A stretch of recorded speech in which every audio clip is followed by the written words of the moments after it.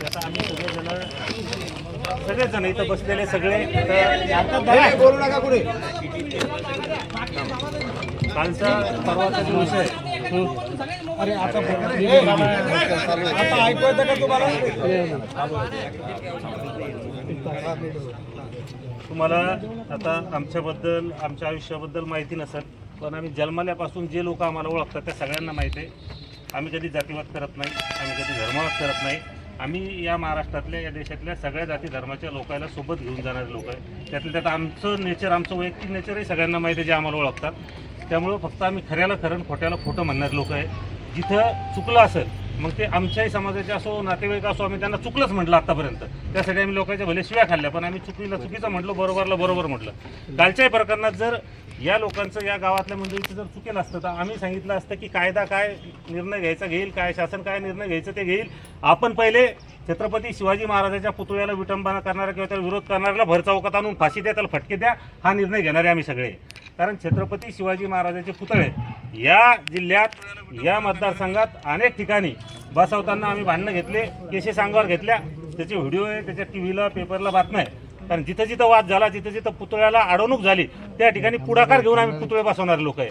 परंतु आम्हाला खरं पाहिजे, ते कोणीही असो, सख्या घरातला भाऊ असला तो चुकीचा असला तर आम्ही त्याला चुकीचा म्हणणार आहे. त्यामुळं काल जे प्रकरण झालं परवा, ते त्या ठिकाणी सत्य काय ते खऱ्या अर्थानं तपासलं पाहिजे. आपणही तिथं होतात, पण काय होतं की बऱ्याच ठिकाणी मॉबच्या दबावाखाली, लोकांच्या समुदायाच्या दबावाखाली आपल्याला काही गोष्टी बोलता येत नाही. ते आम्ही समजू शकतो. सत्य सगळं आपल्याला माहीत आहे. आपण आपल्या छातीवर हात ठेवून सांगा काय झालं. आणि या चुकीच्या गोष्टीमुळं एका चुकीच्या माणसाला शिक्षा झाली इथपर्यंतचा हा विषय नाही आहे, किंवा त्या गावातल्या 25 चुकीच्या माणसाला शिक्षा झाली इथपर्यंतचा हा विषय नाही आहे. परंतु विषय हा आहे की त्या चुकीच्या विषयामुळं संपूर्ण राज्यात जाती जातीमध्ये तेढ निर्माण झाली आहे, धर्माधर्मामध्ये तेढ निर्माण झाली आहे, जाती जातीमध्ये भांडणं लागले. आणि छत्रपती शिवरायांची विटंबना करणारे किंवा त्यांना विरोध करणारे लोक काही आहे, अशा पद्धतीचा एक चुकीचा मेसेज चालला आणि त्याचे व्हिडिओ त्या ठिकाणी व्हायरल झाले. बरं, जे व्हिडिओ व्हायरल करतात, जे मेसेज टाकतात, त्यांची काही चूक नाही. त्यांच्यापर्यंत जे माहिती गेली त्या आधारावर ते करतात. काही लोकप्रतिनिधी या ठिकाणी आले, त्यांनी ती बाजू घेतली सदर त्या महिलेची किंवा त्या ठिकाणच्या लोकांची. त्यांचाही काही दोष नाही, कारण त्यांनाही सत्यता माहीत नव्हती. जे त्यांच्या कानावर आलं ती बाजू त्यांनी घेतली. परंतु सत्य काय आहे, या महाराष्ट्रातल्या, या देशातल्या, या जगातल्या ज्या काही तपास यंत्रणा असतील सर्वोच्च, त्या सगळ्या तपास यंत्रणाच्या आधारावर तिथं तपास करावा आणि दूध का दूध, पाणी का पाणी करावं. जर खरं असलं तर तुम्ही आम्हाला सांगा, आम्ही कायदा हातात घेऊन त्याला शिक्षा देऊ. आम्ही कायदा हातात घेऊन त्याला शिक्षा देऊ.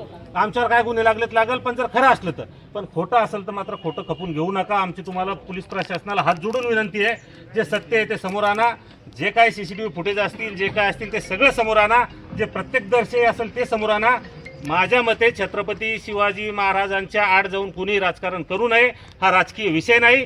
छत्रपती शिवाजी महाराज तुमचं आमचं दैवत आहे. त्यांच्यासाठी रक्त सांडायला बसलेलो आपण माणसं आहे.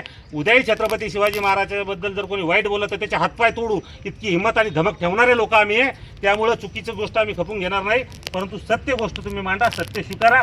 त्याच्यासाठी हे निवेदन आहे. आज गावागावात जाऊन अनेक लोक तिथं जाऊन जे काय घरावर दगड मारतात, हे करतात, ते सगळ्या लोकांना थांबवा. आम्ही म्हणणार नाही की मराठा समाजाचे लोक, पण जे कोणी असेल, काही लोक दुसरे घुसखोर करतात, संधीचा फायदा घेतात, असे काही लोक असतात जे मुद्दाम समाजात तेढ निर्माण करायचे असते, असे लोक असतात. त्या सगळ्या लोकांना आवर घाला आणि त्यांना गावात जाण्यापासून रोखा. आणि हे चुकीचं जे महिलावर, पुरुषावर त्या ठिकाणी अन्याय होतो हे थांबवा. एवढी विनंती करण्यासाठी आज आलो.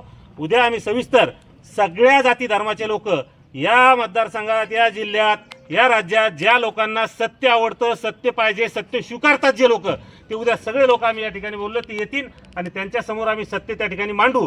आणि या राज्यातल्या प्रत्येक माणसापर्यंत सत्य काय ते गेलं पाहिजे हे सांगण्यासाठी आज आम्ही इथं आलो, हे निवेदन घेऊन आलो. उद्याही आम्ही या ठिकाणी सगळेजण येणार आहे.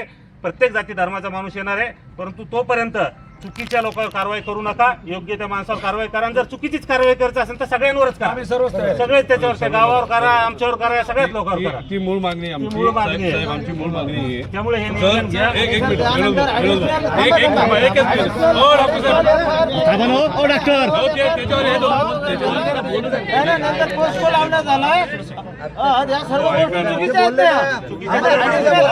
उद्या सगळ्या गोष्टीवर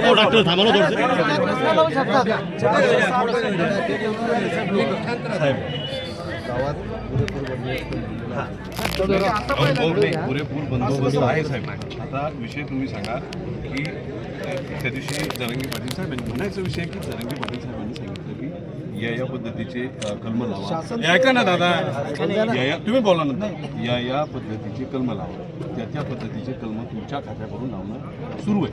आणि एखादा माणूस ज्याला कायद्याचा किंवा त्या गृह खात्याचा किंवा तुमच्या पोलीस खात्याचा किंवा SP साहेबांचे अधिकार कोणीही दिलेले नाही, परंतु ते सांगतात की याच्यावर पोस्ट लावा, या पोरीचं अपहरण झालं, हे पोरीचं अपहरण काय झालं हे तपासायला कोणी तयार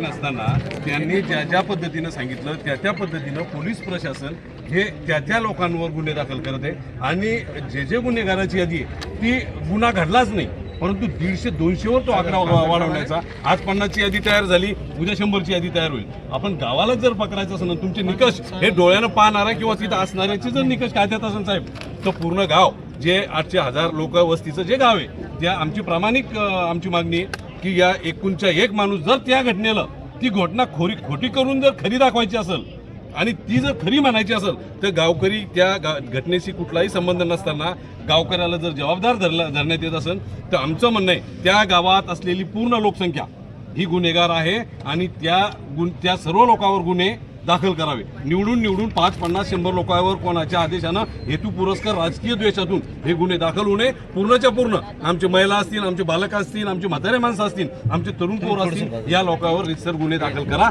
अशी आमची मागणी आहे. त्याचं कारणच हे की आता पूर्ण गावच आरोपीच्या पिंजऱ्यात बसवलंय, तर मग आता सर्वच घ्या, कोणताही हे करू नका, कोणाची हायगे आम्ही याच्यात बाबतीत करू नका, सर्वांनाच पकडा आता. आणि महिलांची तयारी आहे, महिला तयारी. तुम्हाला जर वाटत असेल साहेब काही करायचं तर आम्हाला सगळ्या यायचं, आम्हाला आमच्यावर आरोप नका की बाबा हे करा, कारण कसं हे बरोबर नाही ना. ऐका डॉक्टर साहेब, जर यांच्याकडून चिखलाचं संरक्षण होत नसेल ना तर सर्व बांधारी बांधवांनी त्या चिखलाचं संरक्षण करणं गरजेचं आहे. सर्व समाजाने पेटणार ना मग, कारण सर्व समाज असेल की काय सगळं पेटणार मग.